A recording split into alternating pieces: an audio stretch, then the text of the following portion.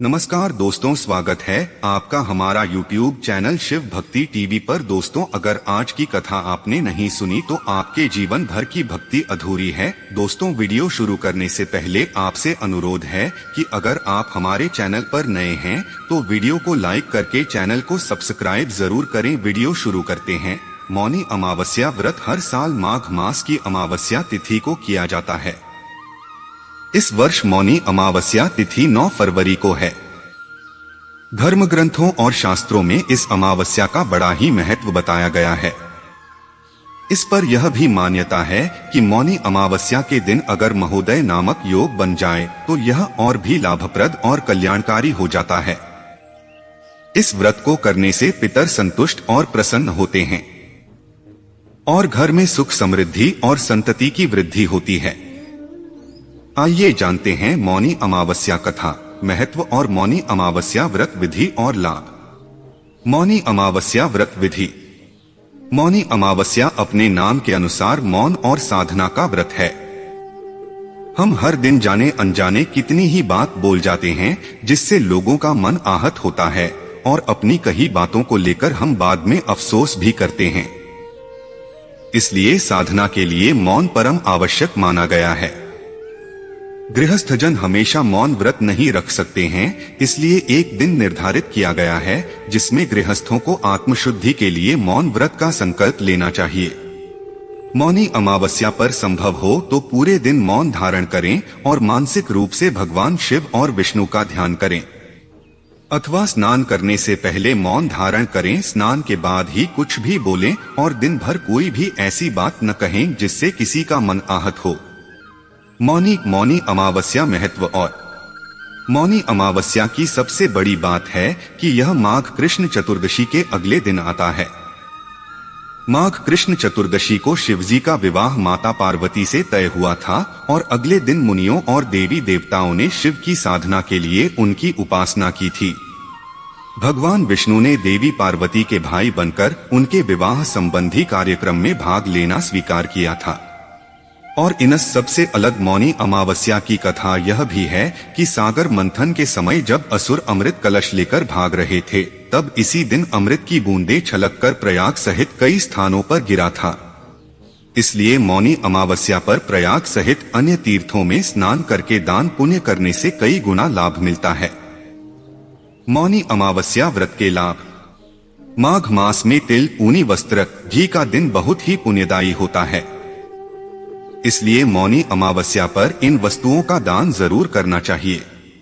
यह जरूरी नहीं कि आप बहुत दान करें, लेकिन अपनी श्रद्धा और क्षमता के अनुसार थोड़ा दान भी आप कर सकते हैं। इससे भगवान शिव की कृपा प्राप्त होती है और व्यक्ति मृत्यु पश्चात उत्तम लोक में स्थान पाता है। व्यक्ति मुनि पद को प्राप्त करता है। एक मान्यता है कि मौनी अमावस्या के दिन मनुष्यों के धरती पर लाने वाले प्रथम मनुष्य मनु ऋषि का जन्म हुआ था। मनु ऋषि के नाम से भी इस व्रत का नाम मौनी अमावस्या है। मौनी अमावस्या की कथा को लेकर जो प्रचलित कथा है उसके अनुसार प्राचीन काल में एक ब्राह्मण परिवार कांचीपुरी में रहता था। पति पत्नी दोनों ही धर्मात्मा थे और धर्म पूर्वक अपनी गृहस्थी चलाते थे। इनका नाम देवस्वामी था और इनकी पत्नी का नाम धनवती था। इनके साथ 7 पुत्र और एकमात्र पुत्री थी जिसका नाम गुणवती था। जब गुणवती सयानी हुई और तो देवस्वामी से धनवती ने कहा कि पुत्री के विवाह के लिए अब वर देखना चाहिए। ब्राह्मण ने अपने छोटे पुत्र को बहन गुणवती की कुंडली दी और कहा कि ज्योतिषी से इनकी कुंडली दिखवा लाओ जिससे गुणवती के विवाह की बात आगे चले। ज्योतिषी को कन्या की कुंडली दिखाई। उसने बताया कि विवाह होते ही कन्या विधवा हो जाएगी। ज्योतिषी की यह बात जब ब्राह्मण परिवार को मालूम हुआ तो वह बहुत दुखी हो गया और इसका उपाय पूछा। ज्योतिषी ने बताया कि हे ब्राह्मण, सिंहल द्वीप में एक पतिव्रता महिला रहती है जिसका नाम सोमा धोबिन है। यदि कन्या की शादी से पहले सोमा आपके घर आकर पूजन करे और अपना आशीर्वाद दे तो यह दोष दूर हो जाएगा। ब्राह्मण ने अपनी पुत्री गुणवती को अपने सबसे छोटे पुत्र के साथ सिंहल द्वीप भेज दिया। दोनों भाई बहन सागर किनारे पहुंचकर उसे पार करने के बारे में विचार करने लगे। जब समुद्र को पार करने का कोई रास्ता नहीं मिला तो दोनों भूखे प्यासे एक पीपल वृक्ष के नीचे आराम करने लगे। पेड़ पर घोंसले में एक गिद्ध का परिवार रहता था। उस समय घोंसले में सिर्फ गिद्ध के बच्चे थे। वे सुबह से भाई बहन की बातों और क्रियाकलापों को देख रहे थे। शाम के समय जब गिद्ध की माता बच्चों के लिए भोजन लेकर घोंसले में आई तो बच्चों ने पेड़ के नीचे लेटे भाई बहन की कहानी माता को बताई। उनकी बातें सुनकर गिद्ध की माता को दोनों भाई बहनों दया आई और बच्चों के कहने से उसने कहा कि तुम लोग अब चिंता मत करो, मैं इन्हें सागर पार करवा दूंगी। बच्चों ने माता की बातों को सुनकर खुशी खुशी भोजन ग्रहण किया। गिद्ध की माता बच्चों को भोजन करवाकर दोनों भाई बहनों के पास आई और बोली कि मैंने आपकी समस्याओं को जान लिया है। आप चिंता मत कीजिए, आपकी समस्या का निदान मैं कर दूंगी और आपको सोमा धोबन के पास पहुंचा दूंगी। गिद्ध की बातों को सुनकर दोनों भाई बहनों का मन आनंदित हो गया और उन्होंने वन में मौजूद कंदमूल को खाकर रात काट ली।